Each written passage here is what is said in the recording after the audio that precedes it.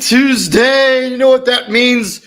Monday Night Football recap, new week preview here at Prime Sports World. Please like, share, and subscribe to the podcast if you like what we're doing here at Prime Sports World. Today's episode of the show, we're going to talk about week number 13, Monday Night Football. We're going to preview week number 14. I'm David On Point Huppin, my co-host, Mr. Matthew James, and from the Daily Blitz.blog, Mr. Christian Simpson. Happy Tuesday, gentlemen. Welcome into the show. How's everybody doing? Doing good, and you? I'm okay. Yeah, I'm doing okay. It's been an interesting weekend for sure. Fighting a little bit of a stomach bug right now, but it's another good week. The Bears won, so yeah, 100%. And hopefully everybody had a very nice Thanksgiving. You're able to spend some time with some family and friends. You got a couple of days off of work, so hopefully you all feeling refreshed, feeling relaxed, heading down the stretch as we come down to wrap up 2025. But we're going to talk about the National Football League. We're going to talk about Monday Night Football, and let's talk about Monday Night Football. An absolute I don't know what else to call it. Beatdown by the New England Patriots, the hands of beat down the New York Football Giants, 33-15. This game wasn't even that close. For me, just totally honest with you, Giants scored another touchdown in garbage time and down the stretch of this game. For the majority of this, it was a wire-to-wire victory for the New England Patriots as they were up 30-7 at halftime. Put up 3 more points in the fourth quarter with a field goal. Never looked back. Jackson Dart returned from injury, 17-24, 139 yards and a touchdown. Devin Singletary had that garbage time touchdown. Darius Slayton had a receiving touchdown for the Giants. On the other side, Drake May, another really strong performance for him, 282 yards, 2 touchdowns. Trevion Henderson, 11 for 67, and Keyshawn Boutte and Kyle Williams had the receiving touchdowns for the New England Patriots as they cruise to the easy victory over Christian's New York Football Giants.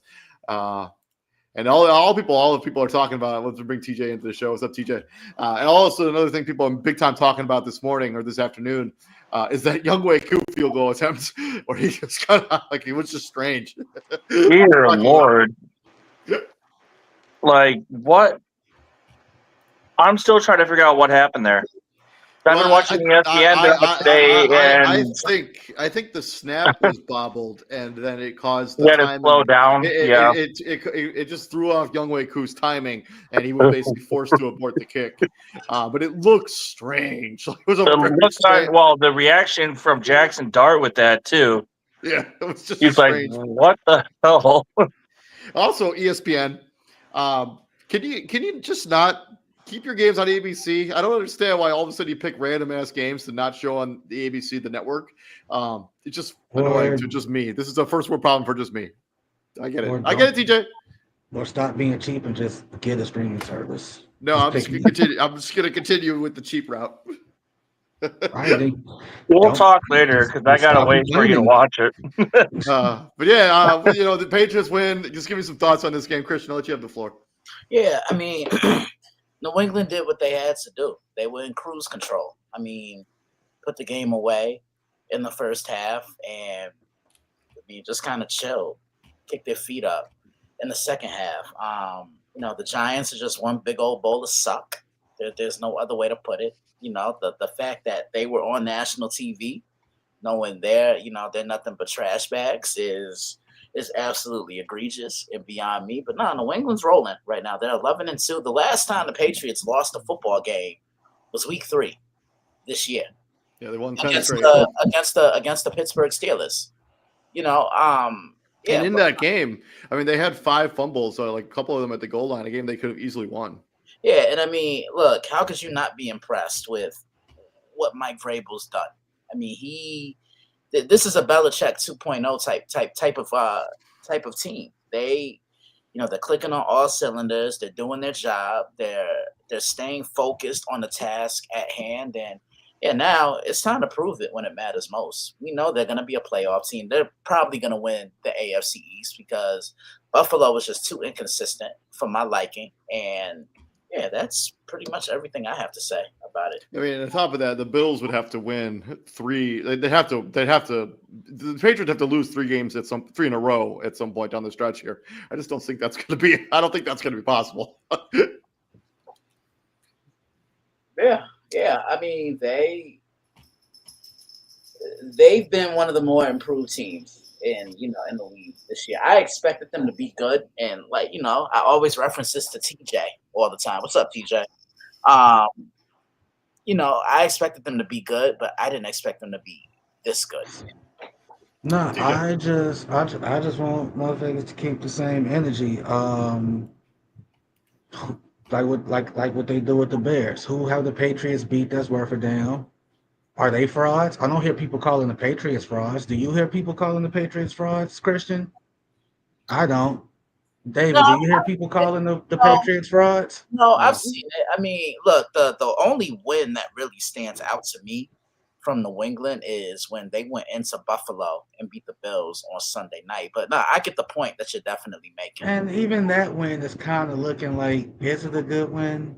Is it I mean, Buffalo's still 8-4. like you get what I'm saying? But like, do you get what I'm saying? Like, it's not like it's a convincing 8-4 is what I'm getting at, Yeah, David. Like the most convincing win they've had this season was was the last one they just had against Pittsburgh, where they literally ran the same play over and over again. And how do I know they ran the same play? Because TJ Watt came out and said they literally ran the same play over and over again, and we couldn't stop it. Like, he was absolutely dumbfounded. I mean, their best win is probably going into Raymond James and beating the Tampa Bay Buccaneers at home. Whatever you think about Tampa Bay now, but they were rolling at that time. And they gotta beat up. I mean, they gotta beat up Tampa Bay. Like, but on top of that, I mean, yeah, TJ makes a good point. I mean, they don't have a quality win besides the Bills and. Like, I mean, I'm not saying that to receiver shade for them. Tampa at the time. I'm not saying that to I shade don't know. them. I'm saying that because I want the energy to be kept the same. You can't talk shit about a team that's 9-3 and then shit on all they wins and shit on the 9 wins that they have, but then the team that's 11-2 who face the same level of competition that the 9-3 team has had, and be like, oh, well, hey, Drake May's an MVP. Like, there's a juggernaut. Mike Vrabel should win Coach of the Year. Da, da, da. Like, no, I want the energy to be kept the same. That's all I'm asking. That's literally all. And Joe Shane, bro, stop telling the fans to be like, oh, well, focus on the young core. You're 2-11. You're 2-11. The Giants fans are tired of hearing about we're going to focus on the young core, because until that young core put the shit together, they don't care. Fans do not care. They don't. They're still mad at you about how you treated Saquon Barkley. You're lucky you still have a job right now. I think that's 100% true. I figured that he may not have a job after when they get into the offseason. We'll see. Like, fans, like the Giants fans do not care about the young nucleus that you have building. Like, one of your top edge rusher, your top draft pick edge rusher missed the first series of the game because he couldn't wait to be freaky off camera. I'm not finna go into detail, but like, y'all saw the story. Yeah. Moving on from week number 13, let's give out some quick game balls before we move on. DJ. The Chicago Bears, the whole team. You ran for 281 yards. You shut down the Philadelphia Eagles. You had Eagle fans legit booing the whole team after, I don't know, like the second series. And well, I think it's been built up frustration because their offense hasn't been good in like a month. Doesn't matter. In Philadelphia too. Doesn't matter, David. This was the game that everybody said that the Bears would be exposed and Well, no, yeah, 281 yards on your ass. I don't want to hear it. The whole Bears team. I'm going with Tyrod Taylor of the New York Jets. Comeback, scored 13 points in the final frame, including the game-tying rushing touchdown. His first rushing touchdown since 2021. So Tyrod Taylor gets my game ball. I do understand that Tyrod Taylor hasn't played a lot of football since 2021, but still pretty impressive. Get on the field, led the team to victory. And shout out to Aaron Glenn. That team is still playing hard for him. That's what I got. Got Tyrod Taylor and the Jets. Game ball. Christian.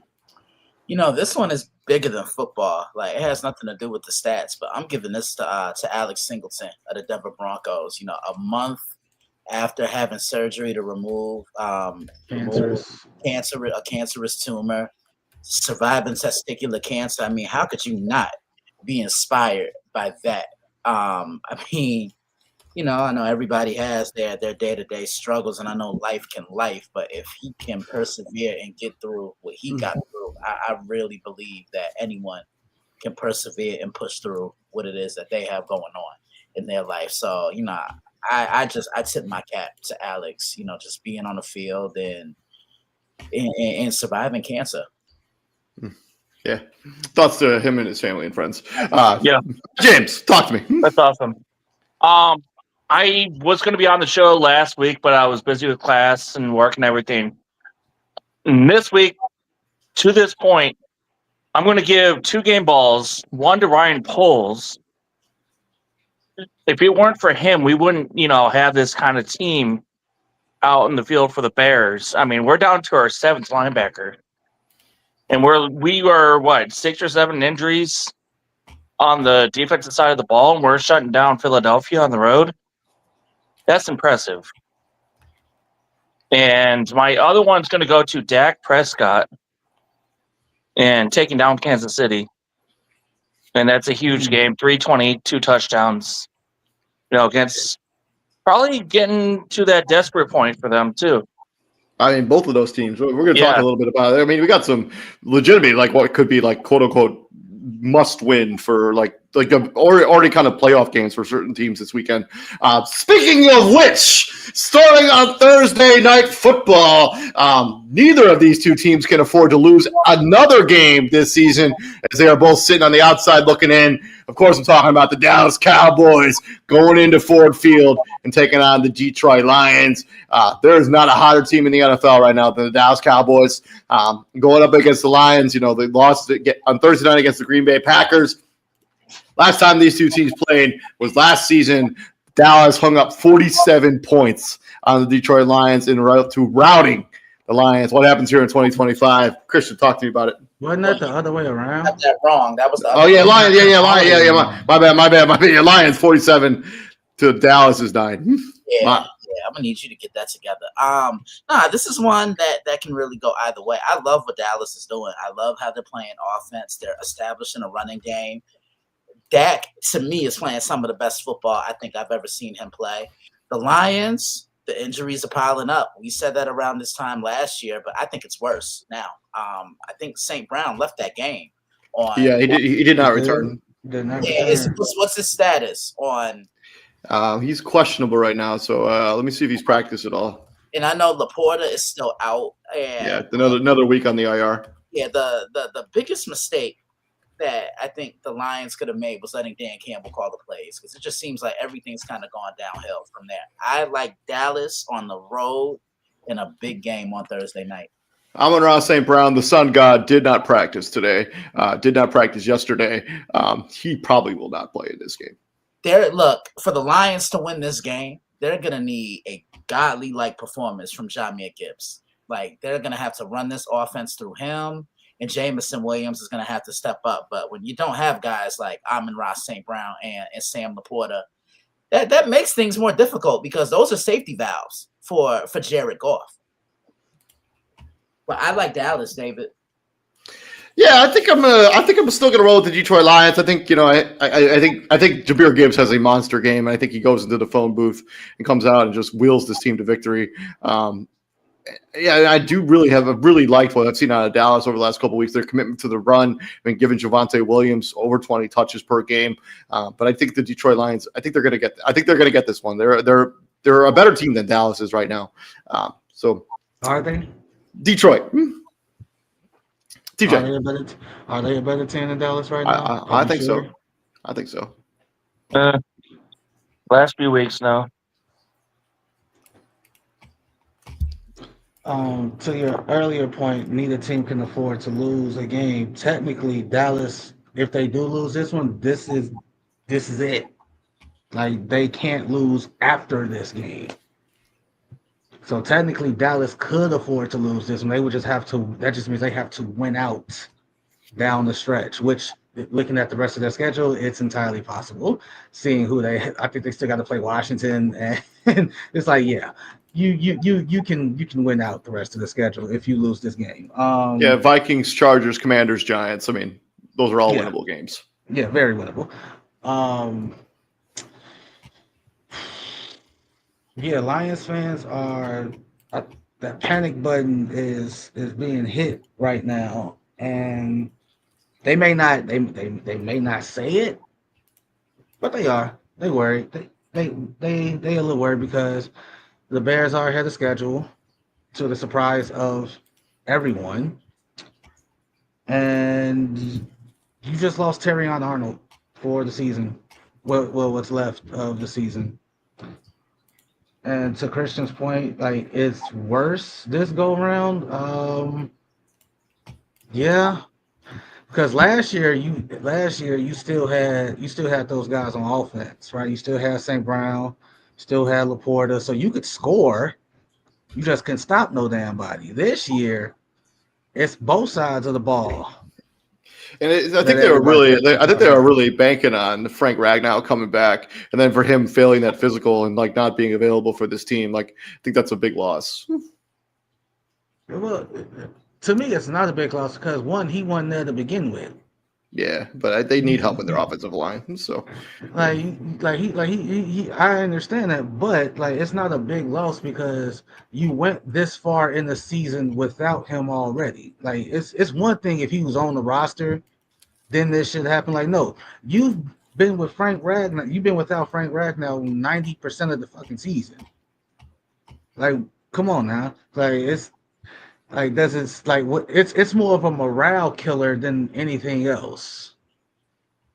So it's like that's what that is. I'm with this screams like this like legit screams a game like the Cowboys would fucking lose. I'm gonna pick them, but I don't feel comfortable doing it. Matt James, talk to me. I'm gonna go Detroit at home. I mean, they got 3 road games after this. One's LA and 2 more against divisional rivals. So you need to win this game. Like, They be come to desperate, us run the and- ball down their throat. You got 2 fantastic running backs. You run that ball. Yeah. But at the Get same out of time, this like, running the ball against Dallas. And, I know Terrion Arnold's out, but same time, I mean, use your home crowd. Do what you did against Tampa and frustrate Dak Prescott like you did Baker Mayfield. I mean, that's if you want to make the playoffs, that's how you do it. And I don't mean to, go with the divisional rival right now, but that's how you do it. Moving on from there, swinging into Sunday afternoon, morning football. We got the Seattle Seahawks going into, Mercedes-Benz Stadium there in Atlanta, the home of the Falcons. Last time these two teams played was actually last season. Seattle hung up 34 points on the Atlanta Falcons, so 34-14 as they go on to win this victory. They win this game. Both these teams are cruising. Although Sam Darnold, pretty pedestrian numbers for him last week, but they didn't really need him to do anything. The defense was lights out against the Minnesota Vikings. Christian, talk to me. Yeah, this is a sneaky Seattle team. You hear about everybody in the NFC, the Rams, Green Bay, the Bears, Philadelphia, San Francisco. Seattle's right there in that mix. I mean, I love what they're getting from Mike McDonald. I think he's a great coach. Sam Darnold, he shown that last year wasn't a fluke, but I still need to see him do it when it matters most, which is playoff time or week 17, week 18, because then that's when the downfall started last year. They run the ball. They have a good offensive line. This defense, this is the best defense I've seen since the LOB days. They've struggled quite a bit the last few years. The Falcons just fucking suck. Give me Seattle. I'm also taking the Seattle Seahawks. I haven't seen nothing out of them so far this season. It makes me think that they're going to be able to mount to like they just let the Jets go back and put up 13 points in the final frame and choke away that game. Y'all made me get ignorant. God damn. We made you do what? Y'all made you heard. We didn't make you do nothing. That's just you. That's who you. I'm taking Seattle. I'm gonna deal with you we, after the show. so we Four Eyes. made him do something. Like, brother, that's who you naturally are. What are you saying? I'm gonna deal with you after the show. Four Eyes. See, oh, okay, hustler preacher. Okay. All right, TJ, talk to me. This is the same Falcons team that let the Jets, walk them down, right? It's the same. Yeah. Okay. Donnie Mitchell and this is JSN. Yeah. You let Donnie Mitchell get his first career touchdown on you, and is there a more disappointing team than the Atlanta Falcons? Like, all things considered, talent, like the talent they got. Yeah, like, is there a more disappointing team? Thank you. I don't think so. I mean, the last 2 or 3 seasons, I keep thinking they're going to win the division, and they don't. I mean, the Vikings have to be in that conversation too, but Commanders, but those are kind of thrown out because of major injuries. I mean, even before Michael Penix got hurt, this Falcons team wasn't doing shit.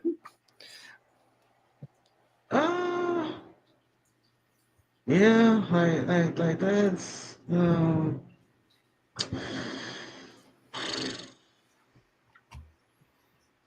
I mean, like Seattle. I mean, yeah, like, especially like after what Seattle just did to the Vikings. Like, I mean, like, and being fair, like, hey, for you to throw that kid in that situation, like Brosmer, like, hey, that would have been tough for anybody. That was tough to watch. Like, your first start is a red hot Seattle team in Seattle, in their place, which has historically been a tough place to play once again for anybody, let alone a rookie making his first career start. Like, I remember, y'all remember when Matt Barkley got the start for the Bears in Seattle, and we were like, "Yep, well, it was gonna be that." And he faced the Legion of Boom, Seattle. Like, this ain't like, these guys ain't them, but it's pretty goddamn close. Like, that interception he threw was there. You don't do that. That's what you don't do.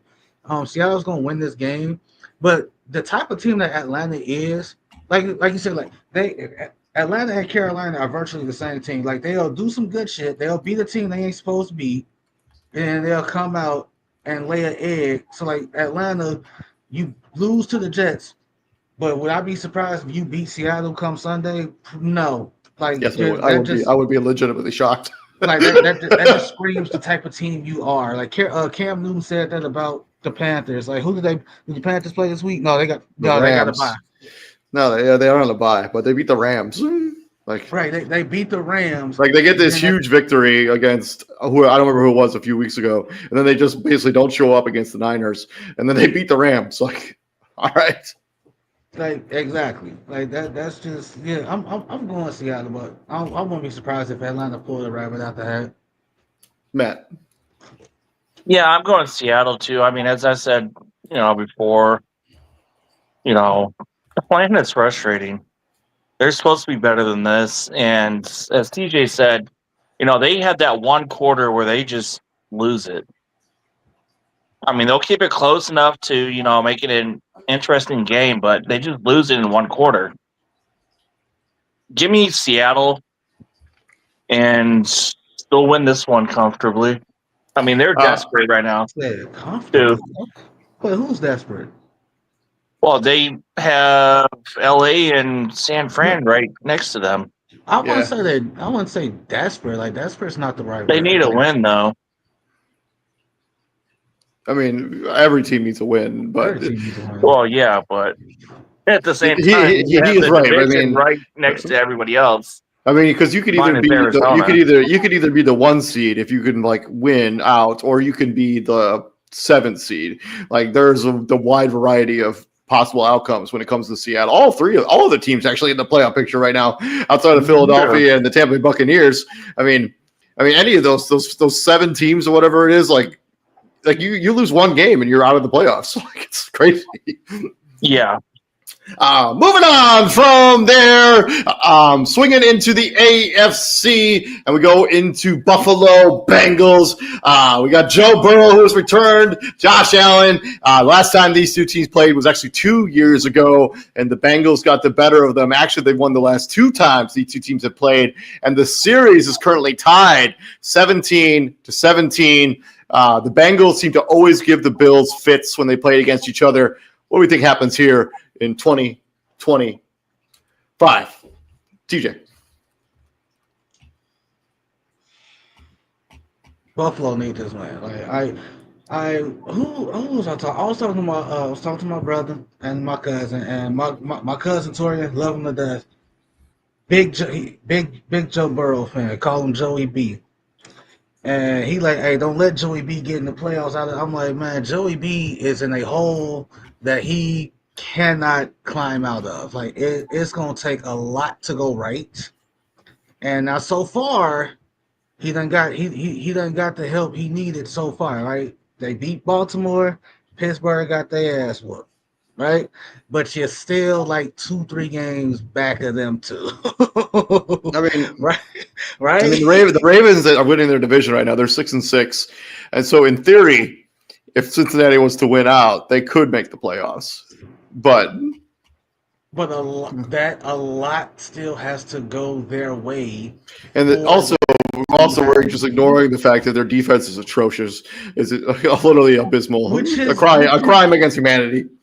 Which has been the staple of them, minus the Super Bowl year, right? Like, that was just the 1 year everything just magically clicked, right? And you're literally a Aaron Donald Hall of Fame play away from being Super Bowl champs, because Jamar Chase was wide open. He beat Ramsey on that route. Aaron Donald just said, "Nigga, I'm him," and yeah, Buffalo needs this win more than I ain't gonna say Buffalo needs this more than Cincinnati do, because Cincinnati clearly needs it more than them. But I'm trusting Buffalo's defense to, I ain't gonna say shut down, but slow down. Is any update on T. Higgins? Is he back? Is he practicing? Is anything on that front? Give me just a second. I'm still taking Buffalo either way, because I like that run game, and Cincinnati can't stop a nosebleed. T. Higgins is currently still in the concussion protocol. He's got 3 or 4 days still to clear it. So I don't know if he's going to play or not, though. But no, and it's Tuesday. Yeah, so I mean, they'll probably practice tomorrow. They practice on Thursday. If he doesn't practice by Thursday, I think it's probably it would be pretty unlikely that he plays. Wait, so this is like, if you're in concussion protocol and you don't practice the whole week, can you be declared a game time decision? Like, can you still play? Yeah, I'm pretty sure. Like, as long as you clear the protocol before the game starts, right? Good question. I'm pretty sure you can still play. I mean, you won't have any practice time, but I mean, if you just like, they have enough rapport with the Joe Burrow that you don't necessarily need it. Because don't it go like, so like everybody play on Sunday, your off day is usually yesterday, Monday. Yeah. So like your first day of practice is usually today, then tomorrow, then Thursday, unless you play Thursdays. Friday, I don't know what the issue is or if you're a road team, you're probably traveling out Friday or Saturday. Yeah, especially because going to Buffalo, weather might not be great. So imagine. Right. Especially if you go into a cold weather city where the weather might not. Well, I mean, Cincinnati's not exactly the beacon of positive, like, great weather. No, but you still got to travel. But you still got to travel, though, David. Yeah. I know. Hey, that's what I'm getting. So I'm going Buffalo. I'm also going to take the Buffalo Bills. I just think that Cincinnati has too big of a hole to dig their way out of. I think this could be one of those get-right games for Buffalo. I know they've won. They won their last game against Pittsburgh, but it wasn't as convincing as I thought. I was hoping it was going to be. Which game was convincing? the way they beat the Steelers. I kind of thought they would have a more dominant performance in that game, and we just didn't really see it. I'm taking that wasn't convincing. What game did you watch? How was that not convincing to you? They dominated that game. I wanted to see them dominate a little bit more. All right, 26-7. Come on, they didn't score at all basically at all in the first half. This ain't college. Anyways, I'm taking the Bills. Matt James. What? I'm going Buffalo too. Just feed James Cook. I mean, he's been cooking lately, and Bengals defense is awful, especially on the ground. Give me Christian. Buffalo. Yeah, I'm with you guys. It's a clean sweep. I like the Buffalo Bills here.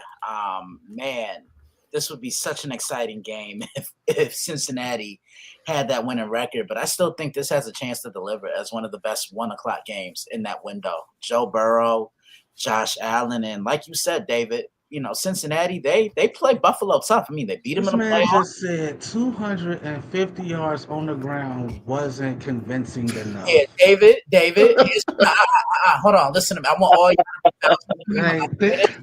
David, I say this out of love. No, you don't. It's not love. Right now, it's not love. Right now, it is not love. Shut up. It's not love right now. Boy, I'm A lot of love right there. Go to your nearest clinic, get drug tested. Okay. Please. Okay. But yeah, I like Buffalo in this one. I think they're gonna edge out a victory. I think the ball is really gonna fly around in this one, but I think Buffalo's defense. They had 10 first downs for the whole game, and this man said that wasn't convincing. Hey, okay. I'm sorry, Christian. My bad, bro. David, can you mute his microphone? It's okay. It's okay. Mute his kick him off the show. I'm not doing that. Anyways, moving on. Let's just move on to the battle of the rookie quarterbacks with Cam Ward and Shedeur Sanders going head-to-head. I think for the first time as pros, for sure as pros. But Titans going into Cleveland. Obviously, both these teams coming out taking L's. Actually, the Titans may have been on a bye. I don't really remember what they did. Oh, they played. I don't really remember what they did last weekend. I think they were on a bye. No, they got beat by the Jaguars 25-3, and then obviously the Browns fell to the Niners 26-8. Last time these two teams played was 2 years ago. The Browns won this game 27-3. TJ, what happens here in 2025? It depends. Is Kevin Stefanski gonna stop with the shitty play calling, or is he gonna keep doing what he's doing? That's a serious question. This is the prime opportunity for Stefanski to quote unquote take the gloves off and let Shedeur be Shedeur, and so on and so forth. There's nothing about the Tennessee Titans to be like, y'all should win this game. And I think that's what's frustrating about how the Cleveland Browns season has gone, because looking at these two teams on paper, it's not even close. Right? The more talented team is Cleveland. It's not even close. Well, they do have Myles Garrett.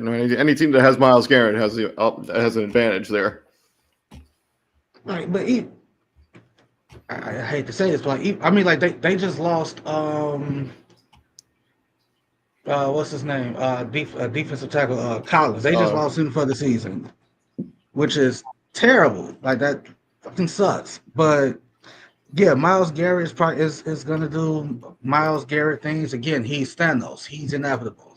Where's he at right now? 19? Yeah. 19 sacks? Yeah, he only got a half sack last week, but 19. I'm gonna give him another. We give him 2.5. So he's gonna finish today. He's gonna finish Sunday with 21.5. The record's what again? 25? 22.5. Yeah. I'm gonna give him 21.5. He's gonna finish with 21.5. Cleveland should win this game. I'm also taking the Cleveland Browns. They're just a better football team. I think Myles Garrett has a really good day at the office. But Christian. Cleveland. Matt James. Yep. Moving on from there, and two other teams whose seasons have gone in the opposite direction. These two teams were in the playoffs last year. Not going to sniff that even close to that this year. We got the Minnesota Vikings and the Washington Commanders going head-to-head. This game is in Minnesota. I do not know what J.J. McCarthy's status is for this game, and it's also possible that it's also possible Jaden Daniels could return. I know he was pretty close to playing last week. I'm not sure it matters who plays at the quarterback position for either of these two teams. The injuries have really piled up for the Washington Commanders and really kind of ruined what was looking like a promising season. Last time these two teams played was actually 3 years ago. Christian, do you remember who won that game 3 years ago? Minnesota did. I remember that being Kirk Cousins' return to Landover. They were 6-1 at the time. They came in, they won this game 20-17 behind a 13-point fourth quarter. Do you know who the quarterback was for the Commanders? Oh, wow. Wait, what year was this? Case Keenum? This is in 2022. No, not Case Keenum. Sam Howell. No, it's not Sam Howell. Not Sam Howell. Tyler Heineke. Tyler six-pack of Heineke. 15 of 28, 149 yards, 2 touchdowns, and a pick. But talk to me about what's going to happen here in 2025. Vikings, Commanders, 2 lost seasons. They're just kind of getting to the offseason, I guess, basically for both these two franchises this season. I like Washington.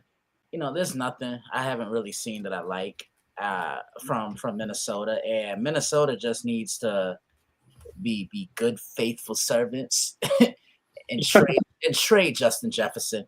Like, please, while he has some value to him, as we He will always have value. Yeah, but I'm saying right now, at least. I'm not like 5 or 10 years down the road. No, you might not get as much back for him. That's the point I'm making. But yeah, I think Washington does just enough to win this game. Yeah, I'm also going to take the Commanders, too. I mean, the Minnesota Vikings have just been an absolute train wreck. But I think this game is going to be messy. I think it's going to be a low-scoring game. So, I think it's going to be like a 10-7 game. Commanders get the victory over the Minnesota Vikings, who have just not looked good with either of their quarterback situations, and they're probably really regretting not bringing Sam Darnold back because J.J. McCarthy hasn't been the answer. Whoever they started last week wasn't the answer either. Tough day at the office for him. Give me the Commanders. Matt James. Yeah, I'm going Washington too. How in the hell is Minnesota 1-4 at home?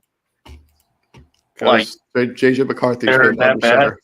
They're terrible. Have you watched them? Have you seen? Give me Washington and their ground game, and yeah, it's going to be one of those where it's going to be ugly and TJ probably will not turn to it.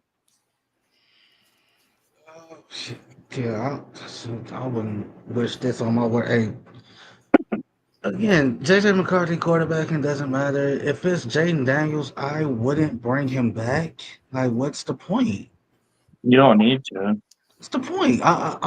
Unless it's for sheer continuity with the guys that's still there. Like, that's True. the only thing I can think of. But other than that, I wouldn't bring him back. It's not worth it. Yeah, like a year or so. I mean, yeah, obviously a year ago, they're like, hey, they probably destroy this game, especially them at home with the way Brian Flores can draw shit up and make life a living hell for a young dude like Jaden Daniels. All that scrambling shit like that probably wouldn't even be a thing. The trade Justin Jefferson is, I ain't gonna say it's a stretch because a lot of people are actually saying what Christian's saying. Like JJ McCarthy is expected to return as the starter for this football team. Commanders. So. It could be Mariota, it could be Jaden. Commanders. That's all I need to know. You're like, yep. All right, moving on from there, and now we just got a bunch of divisional matchups all in a row here to wrap up Sunday afternoon football. First start in the AFC, specifically the AFC East. We got the Miami Dolphins going into MetLife Stadium, taking on the Jets. Both of these teams are coming off getting a victory last weekend. The Dolphins kind of won an ugly, mucky game. The Jets came back and beat the Atlanta Falcons. What do we think happens here between these two teams? Christian, talk to me. You want to know how much it would cost to get into this game? You three? Oh, let me guess. Wait. For us three? Like, what you mean? Like, as a group? We combining? per ticket. Just how much each ticket? Oh, per ticket. It says it on the sheet that I use, so I'm gonna sit this one out. I'm gonna go $8. Last I checked, I think it was 10, if I'm not mistaken. Damn. I got a Chicago mindset. The ESPN seems to think the tickets are as low as $45. Yeah, that's too much. But you know what's funny? But you want to know what's funny? MetLife is kind of like in the middle of nowhere.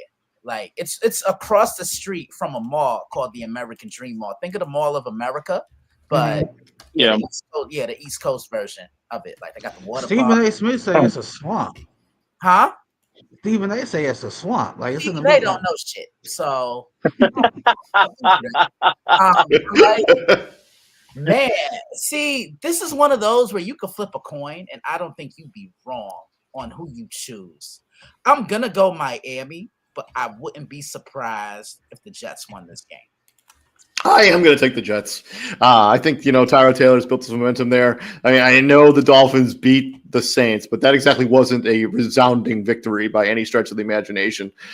This is a team that's just been disappointing this season. You want to talk about disappointing teams and disappointing players. Dolphins and Tua Tagovailoa. I mean, we're not that far removed where Tua led the league in passing yards, and he doesn't look anything like that player right now. I imagine there'll be some clearinghouse once the final game is played there in Miami. Give me the Jets. TJ. I'm with you. Like see, when it comes to firing coaches, and David's known me long enough to know that, hey, it don't take much for me to fire motherfuckers. What? It's true. It's true. 708, and he's still a head coach over there. Yeah. Hey, I track the time. It's like 7:08 Central Time, and Mike McDaniel still has a job. I think he's safe until the end of the season. Like that's the thing about me. Like that's the thing. Like if you're going to fire, I love firing people too. But I think he's and this is a genuine question to the panel, to all y'all. Like, if you're going to fire someone, do it. Do you do it? Like, do you wait till the middle? Do you wait till That's the end of the season? That's what pissed me off about the Bears so long until they fired Eberflus finally. I think a money saving in Denver. I think if you're going to fire the coach, I would just let him ride through the season. See, but that's the thing. Firing the head coach and then having the interim head coach take over the team, like it doesn't really seem to do it. What difference does it make? Like you're not really saving money. Like if he's under that's true, contract, I don't know, but if you have that kind of contract on a coach, fine, we'll think about it. But at the same time, like the only one I can you put all that money into get rid of him.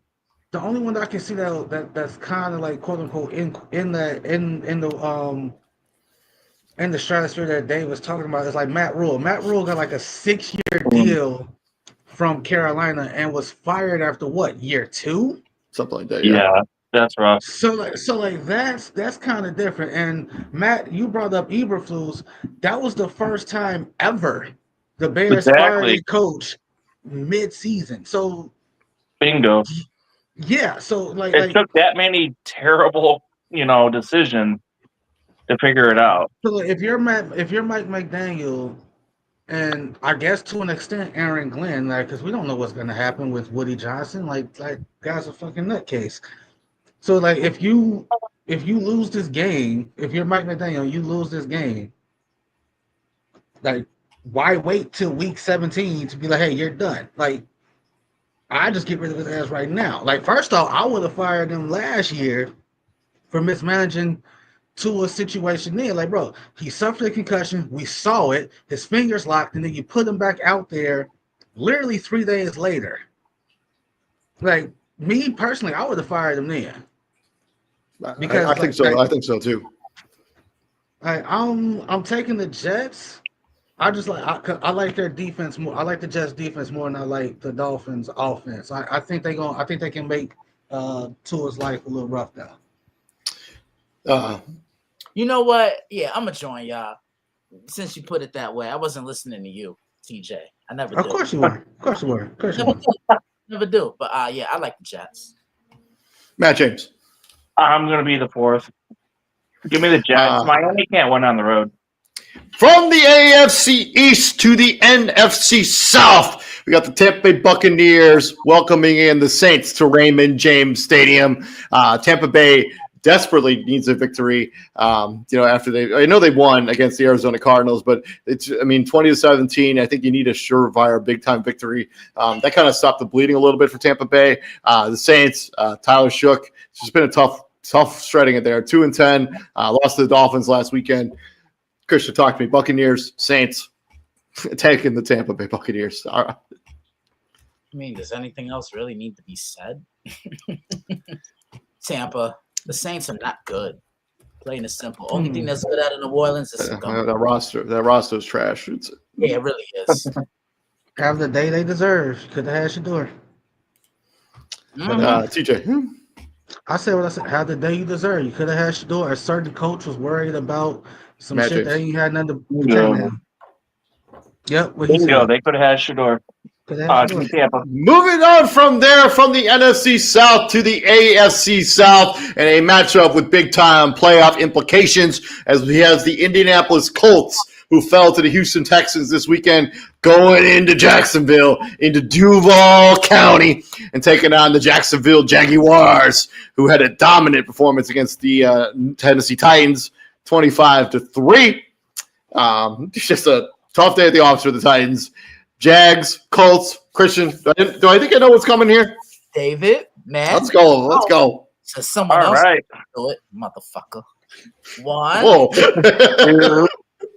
3. Shameless plug number 1, baby. Yeah, this is a big time game. I mean, who would have thought going into week 14 of the National Football League that the Indianapolis Colts and Jacksonville Jaguars would be tied for first place in the AFC South. This was a division that was gift wrapped with a big red bow on it on top for the Houston Texans. And they haven't delivered. Have they played well? Have they played better since, getting off to a slower start? Yeah, without question.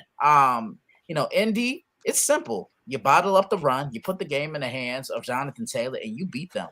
Now, this is going to be a fun one. I'm excited for this one. I preview this one on Friday.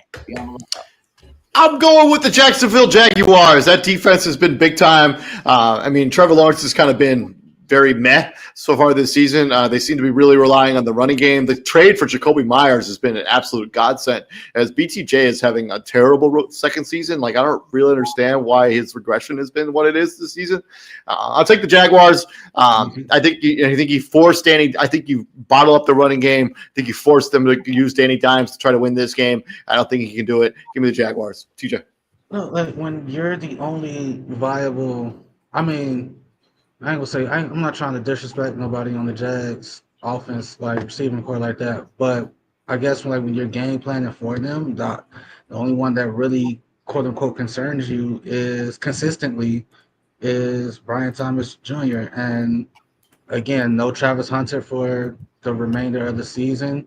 I would like them to use Parker Washington a lot more. He just got banged up and left that game early on Sunday, so I don't know what his status is going to be. But now, especially now, the trade for Jacoby Myers looks fucking amazing. I want to say, ain't the Colts just one of them teams that Jonathan Taylor just loves to play against? Don't he just usually have a day against them? Yeah, he hasn't played them this season, but yeah, he does have big outings against the Jacksonville Jaguars. And he's probably looking to have a day. He got balled up pretty good against Houston. That's the best defense in football. What can you do, right?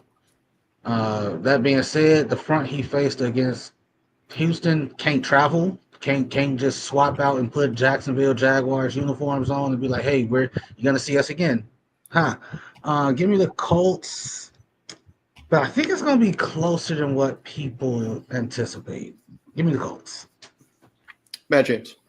Yeah, this will be a good one. I'm taking the Colts too.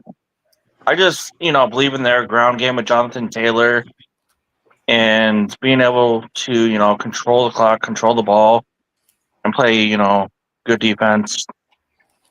Even on the road, give me Indy. To the final game of the early afternoon window, we got the Pittsburgh Steelers and the Baltimore Ravens going head to head. Both these teams currently sit at 6-6. Both of these teams this is basically a win and or go home game between these two teams. I think they play again later down the stretch here. They close out the season against each other, I think. Yeah, so this is a big time. Whoever wins this game is probably going to end up winning the division. Steelers are reeling big time as they've lost, I think, 2 of the last 3 games, and the Ravens are cooking right now. I think they've won 4 straight or 5 straight potentially. Christian, Steelers, Ravens, both these teams need a victory in the worst way. David, let's go. All right, let's go. Let's go. 1, 2, 3. Shameless plug number 2, baby. All right, so I guess the $1 million question is, who wants to win this division? Like, seriously, because like who? It's really up for grabs. But I also want to say this about the Steelers. That is by far the worst on Sunday that I have ever seen them look under Mike Tomlin. Mike Tomlin teams normally have an identity. This group doesn't. And I remember a couple of weeks ago, I was telling my one friend, the Steelers offense is pretty much the same thing, except the only difference is Aaron Rodgers is the quarterback. And then, he wants to say, well, Aaron Rodgers is better than both Justin Fields and Russell Wilson. Doesn't that mean the offense as a whole is better? Not at all. Not at all. Like, outside of DK Metcalf, who else scares you? Nobody. And then you look at Baltimore. Maybe. I said maybe. Maybe. Yeah, maybe. Then you look at Baltimore, and they looked horrible the other day against Cincinnati. They turned the ball over 5 times, and the offense was nowhere to be found. There's something's up with Lamar. Like, I think, is more hurt than he's letting on. Yeah. I give him kudos and a lot of credit for trying to play through whatever is ailing him. I previewed this one on Sunday. Steelers did claim Adam Thielen this afternoon. They cut big play Darius Slay. Kind of an interesting decision. With all that being said, for Ravens, I forgot they played on Thursday and they got beat by Cincinnati pretty convincingly. Both these teams are just kind of in a lull right now, but I think the Ravens are still a better football team. This game is in Baltimore. I will take the Ravens, but I don't know what to make of either of these two teams. And yes, I do agree with Christian. I think Lamar Jackson is more injured than he's playing on. I think he's just playing through it. Yeah. So give me the Ravens. But I mean, I don't know what to make of either of these two teams right now. They just both look kind of all out of sorts. I mean, if you're to follow the blueprint of the Bears and the Bills playing Pittsburgh, then Derrick Henry should have a fucking day. Derrick Henry, Keaton Mitchell, whoever calls themselves a running back for the Baltimore Ravens should have some sort of evening versus them, right? For the first time in I don't know how long. Like, how long has Tomlin been there? What, 19 years? Yeah, about 19? About. You heard the chants of fire Tomlin raining down from the 17 years. 17. All right, 17 That's years. crazy. And I kind of want to elaborate on what TJ just said, because he's won a Super Bowl. Yeah, he's never had a losing record as head coach, but again, sports in general is a "what have you done for me lately" type of game. And exactly. But then again, to kind of defend Mike, what has the front office given him to work with? Not much lately. You got to look at both aspects. And what's crazy is, like, no one wants to bring up that side of it. Like, it's like, what have you done for me lately? What have you done for me lately? God damn it. Like, I have to coach the product that you give me. We've been to how many Super Bowls and you're giving me this? He's been to 2?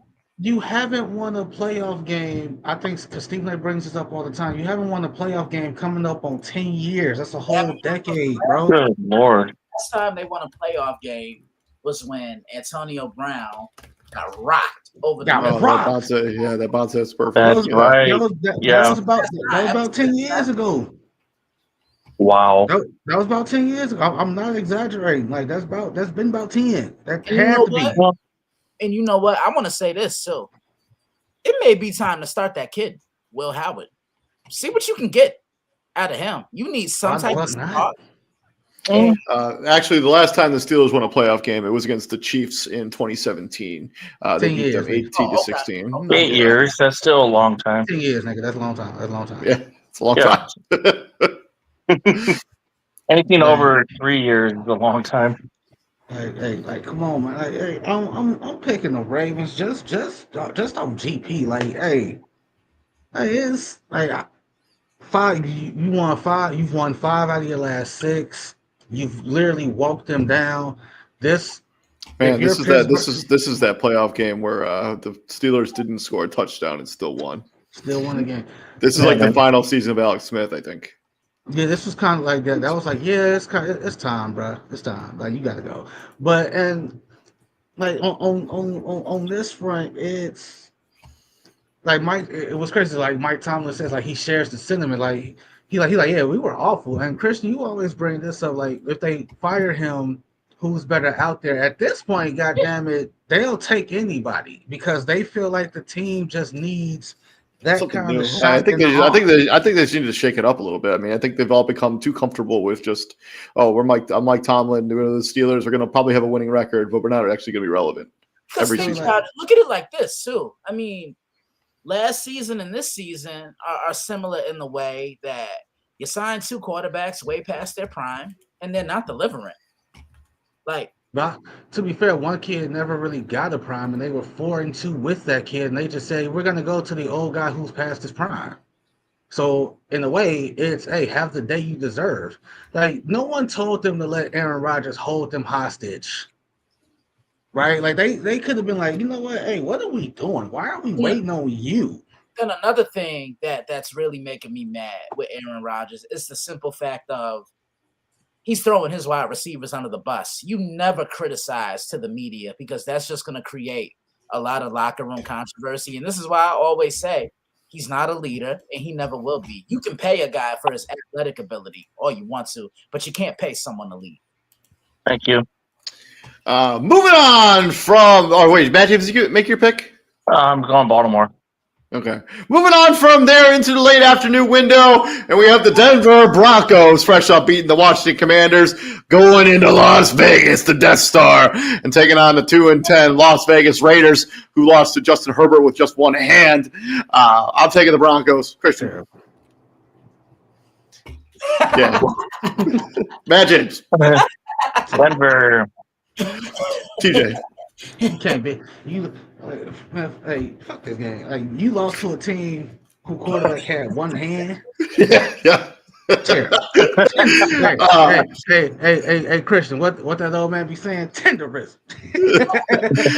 Moving on to the game of the quote-unquote weekend, we got the Chicago Bears going into Lambeau and taking on the Green Bay Packers.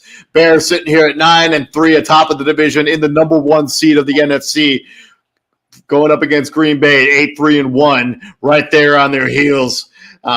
Christian, I just know you got to get this out of the way, so let's do the plug, baby. Listen, look, TJ, this is your team. You got to do this one for the culture. It's Chicago. No, I can't say that. Come on, TJ, I need you for this one too, man. I don't ask you for a lot. That's enough, but okay. 1, 2, 3. 3. Shameless plug number 3, baby. Yeah, I'm excited for this one. And what I saw from the Bears on Black Friday was their best game of the season. I mean, TJ, what do I always say? The what don't like to get bullied? The bully don't like to be bullied. Yeah, Philly got bullied. Like the Bears challenged their manhood. And most importantly, I remember you 3 a year ago around this time just looking miserable. And now look at you. All of y'all are glowing. We fired our head coach. Yeah. Finally. Yeah. Actually, we were kind of glowing because we finally fired a head coach that should have been fired. Not Yeah, to take but- away from you right now. Go ahead. Yeah, look, Matt kind of brought it up, the coaching situation, because I just see guys that want to leave it all out on the field for Ben Johnson. I mean, he's recreating the same offense he had in Detroit. He has 2 tight ends this time, though, and Cole Kmet and Colston Loveland. He's got the 2-headed monster at running back and Manungai and DeAndre Swift, who I think is going to be the X factor for the Bears in this game. The quarterback is playing well, and he's got serviceable weapons to throw the ball to. And DeAndre Swift, and DJ Moore and Roma Dunze. The defense is playing well. For the Bears to win this game, they have to run the football. Plain and simple. Like, they have to establish the ground game because that's going to take pressure off Caleb Williams. Then Green Bay, Thursday was the best I've seen their offense look since probably their game against Dallas. And that's been the problem with the Packers. They struggle to run the ball, and you don't know what version of Jordan Love you're going to get. I'm really excited for this one. You know, having lived out there in Illinois, I know how much and how important this matchup is to the fans out there. I preview this one tomorrow. Be on the lookout. You can find that preview at DailyBlitz.blog. I'll let TJ have the floor first. Yeah, go talk to him, T. I always used to say, I don't care if the Bears go 2-14 or 1-15, but as long as them 1 or 2 victories is the Green Bay Packers, hey, good season. Because, yeah, you can be, I don't care how good the Packers are, you can be 12-5, 14-2, as long as some of them losses is to the Bears, it is what it is. And this is how I know Packer fans or Packer media, rather, is, kind of worried. You know what they bringing up? Oh, shit. Oh, the Packers have won 14 of the last 17 games against. What the fuck they got to do with Sunday? They're scared. Like they're since Brett Favre took over, they're 96. And what the fuck they got to do with Sunday? That has nothing to do with this Sunday. Y'all got to bring up old shit to help y'all understand what's going on. Y'all comparing Jordan Love in year 6 to Caleb Williams in year 2. And by the way, looking at the numbers, Jordan Love has 2 more passing touchdowns, maybe just under 200 more passing yards in general. Oh, and by the way, that first round receiver y'all waited y'all entire lives for, some Packer fans, Caleb Williams has more receiving touchdowns than that kid. Oh, but he's been hurt. I don't care. The fact that a quarterback of your rival caught a touchdown pass and your rookie still hasn't caught one, and it's week 14, what are we doing? What are we doing? Like, you got again, going into the season, I'm watching ESPN, they're like, oh, which quarterback has the most pressure? And they're like, Caleb Williams. Why? Because the Bears hired Ben Johnson? I'm sorry. Caleb Williams doesn't have a $55 million a year contract to his name yet. Caleb Williams doesn't have an edge rusher like Micah Parsons traded on his team. Caleb Williams didn't sit for 3 years and then was given the keys to a whole franchise and said, hey, it's on you now. That was Jordan Love. That's who that was. That's who got the pressure on them. And in a division where they should be better than what they are, they're 8-3-1. And I say better, like it's like, yeah, the Bears shouldn't be where they are right now. They shouldn't, but they are. Like this is what it is right now.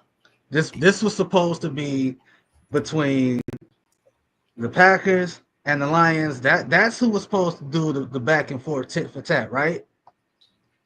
Now y'all got to bring up that the fact that y'all done won 14 out of the last 17 against your rival. That being said, give me the Bears. Yeah, I'll be way less long-winded. I'm just going to take the Bears. I don't think there's long-winded. Oh yeah.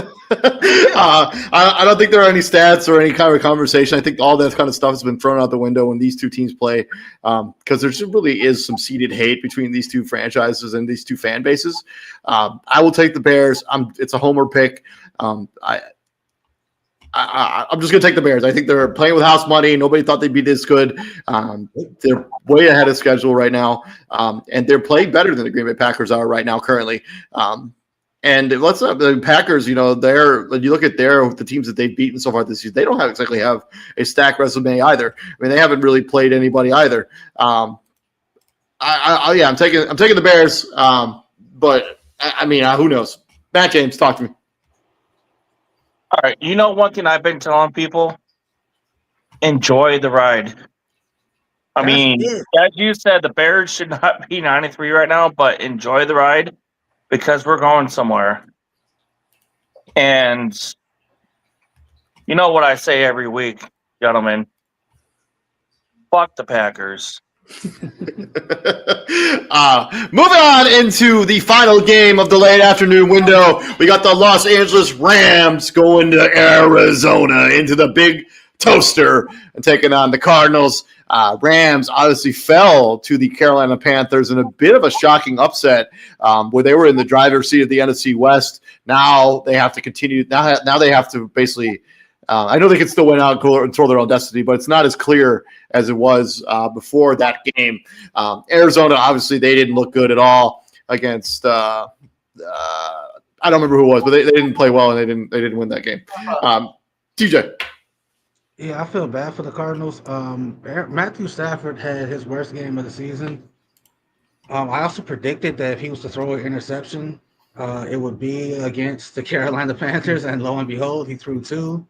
And he also fumbled the ball, which kind of killed my fantasy team. But nonetheless, I feel bad for the Cardinals because I think Matthew Stafford is going to come out guns fucking a-blazing. Yeah, I think so too. Yeah. Like, bro, like this might get ugly quick. I'm talking. He might throw 4 touchdowns in the half type shit. Like, remember what he did to the Commanders only like a few weeks ago, like God, yeah, or whoever it was. This might get ugly fast. Bro. Tampa Bay, Tampa Bay. What he did to Tampa Bay like 3 weeks ago, like. Whew. Like this might. I'm taking the Rams. Like I think this gets ugly fast for the Cardinals. Christian. Mm-hmm. Yeah, I'm also taking the Rams. I don't think this is a get-right game. This is a revenge game. If they drop the game against Carolina, I think you're going to want to come out and show out against Arizona. This game is in SoFi or in the Big Toaster. So give me the Rams. Matt James. Am I supposed to be a smartass here and pick Arizona, or you could? I'm going the Rams. They're just way above. I just got 3 letters for Arizona. BTA. Oh my God. Moving on into Sunday night football. We got the Houston Texans rolling into Arrowhead, taking on the Kansas City Chiefs. And this is a game that is really important for both of these two teams, as currently the Texans are sitting on the outside of the playoff picture. They're also sitting on the outside of their own division. The Kansas City Chiefs, on the other hand, also sitting on the outside and really need to win out in order to make the playoffs. This is a big-time game for both of these two teams.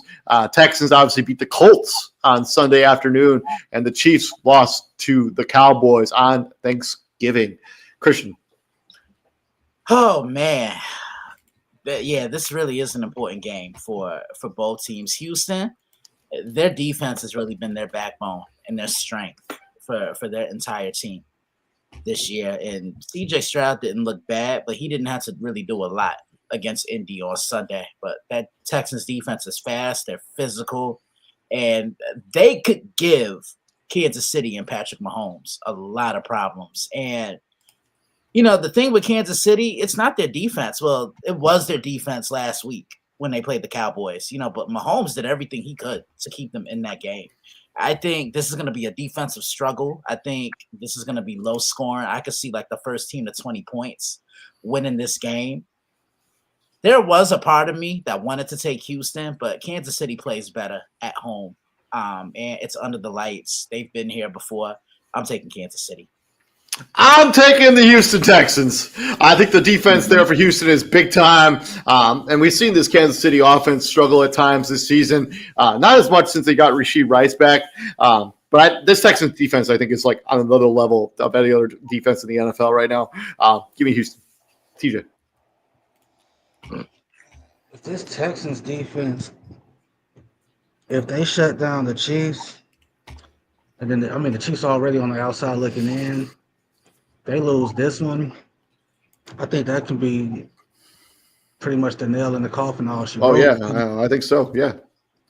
That being said, give me the Texans. I just think that defense is too much to handle.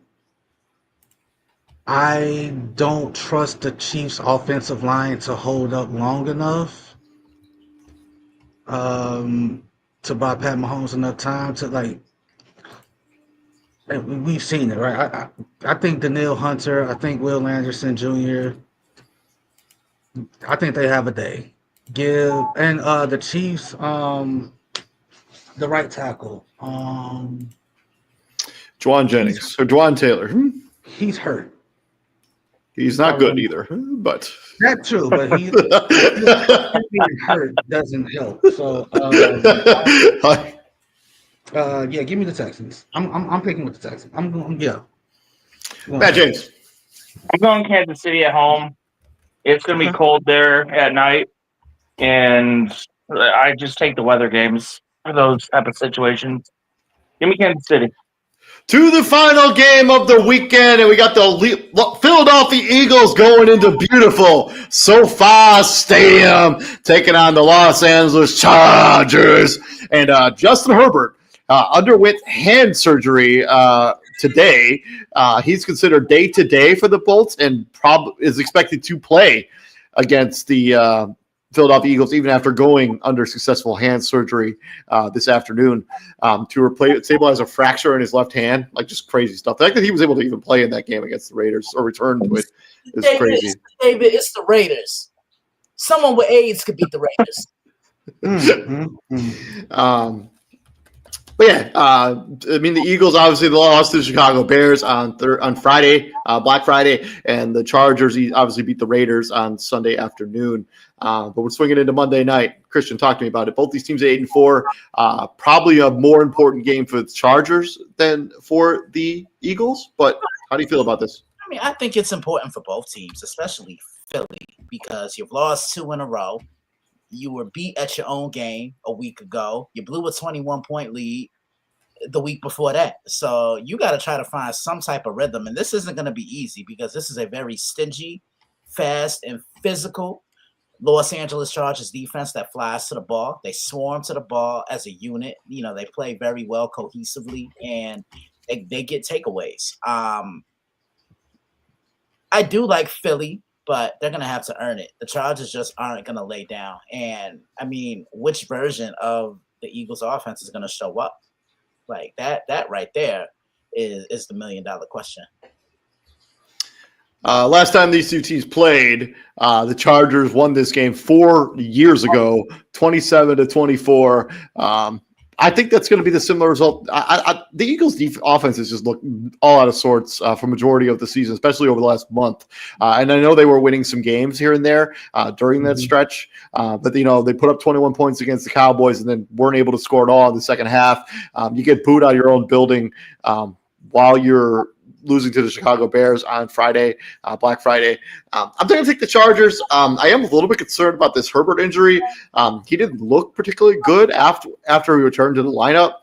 You know what? Actually, I'm going to take the Eagles. I think Justin Herbert recovering from this surgery, I think it's going to be a tough day at the office for him, especially with that defense, the way it's been playing outside of last week, obviously, against the Bears. And that second half against the Cowboys. I'll take the Eagles, but I wouldn't be shocked if the Chargers end up winning this game. Strictly on the injury alone to Justin Herbert, I have to pick the Eagles.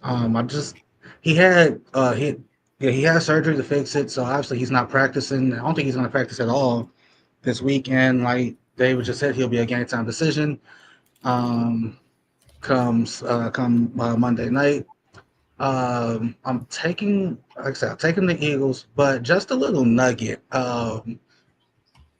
And He the actually had game that. He actually had that surgery yesterday, not today. yesterday. So Oh, yeah. okay. Oh, so that's good. So well, yeah, that kind of it should the timeline should still line up. But between the Eagles and between the Cowboys and Bears, like just the two offenses, do you know how many yards the Eagles defense gave up in those two games? No, I don't actually. Right You now, don't? 800 at least. Huh? What'd you say, Matt? About 750, 800. But they give Eight up a lot on the ground 898. game for the Bears. 898 in 2 games. 898 in 2 games. Okay, so I was still off. God Um, damn. right? I was on the lower end. I was thinking the rush game for the Bears, and No, they that's had at total. least what That's 250, yeah. They had 280 no, something. they had 280 Yeah, on the ground. So in 2 games, this vaunted Vic Fangio defense has given up yeah, no shit. 900 yards of offense in 2 games. Again, I'm picking the Eagles because at some point in time, fellas, what do I always say? You got to give a damn, right? And this defense is too talented. There's too many dudes on this defense for that to be the result, right? Also, ain't it funny how you know since like in those 2 games he got his numbers, they still lost, but he got his numbers. We ain't heard a soundbite from AJ Brown about the offense struggling. Yeah. Like, ain't that kind of And, funny? Like, and he's the one getting 2 touchdowns a game. right? Like And he was the only one who scored for the Eagles. I'm I yeah, believe. I'm picking I'm picking the Eagles in this one just because Justin Herbert is injured and we don't know how the week's gonna play out for him. Like if you're a backup quarterback for the Chargers, I'd hate for my start to be against a very Trey Lance is their backup. I would hate for my start to be a pissed off Philadelphia team. Yeah, All for things sure. considered. I mean, my question Yes. is Saquon fine? Yeah, I don't think he's dealing with any Get kind of. Saquon going, and Philly will win this.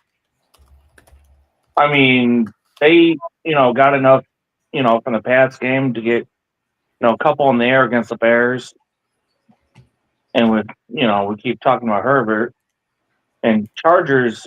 I mean, they're can be a hit or miss at times. Give me the Philadelphia Eagles.